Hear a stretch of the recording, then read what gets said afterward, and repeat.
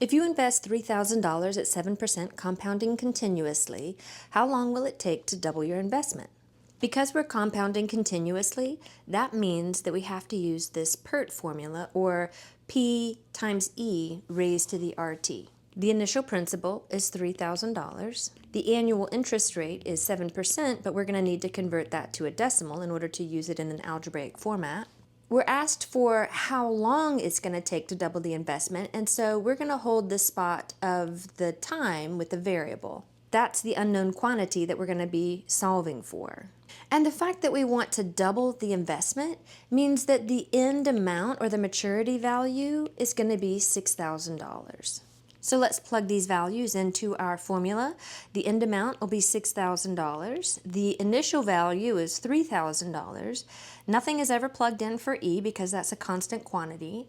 We plug in 0.07 for R, and then T is what we're trying to solve for. That's our unknown quantity. The variable is in the exponent position, which means that this equation is an exponential equation, and that means that we're likely going to need logarithms to solve it. But before we bring in logarithms, we want to simplify it as much as possible by isolating the base quantity that is being raised to that variable power, and that would be the e raised to the 0.07t. We want to isolate this quantity before we bring logarithms into the equation.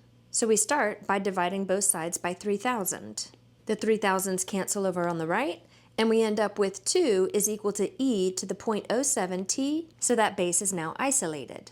It's now time to bring logarithms into the equation, and we can do that in one of two ways. We can either convert the equation to log form, or we can take the log of both sides.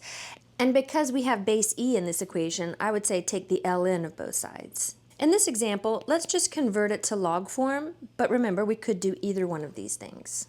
In order to convert to log form, the first thing that we want to do is write down the word log. The base from exponential form is the subscript, or the base, in logarithmic form.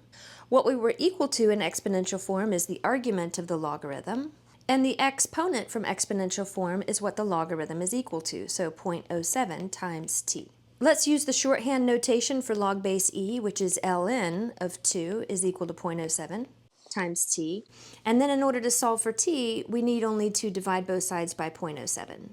So now we get t is equal to the ln of 2 divided by 0.07, but since I have no understanding of how big that number is, we do need to get a decimal approximation for it so that our answer is meaningful.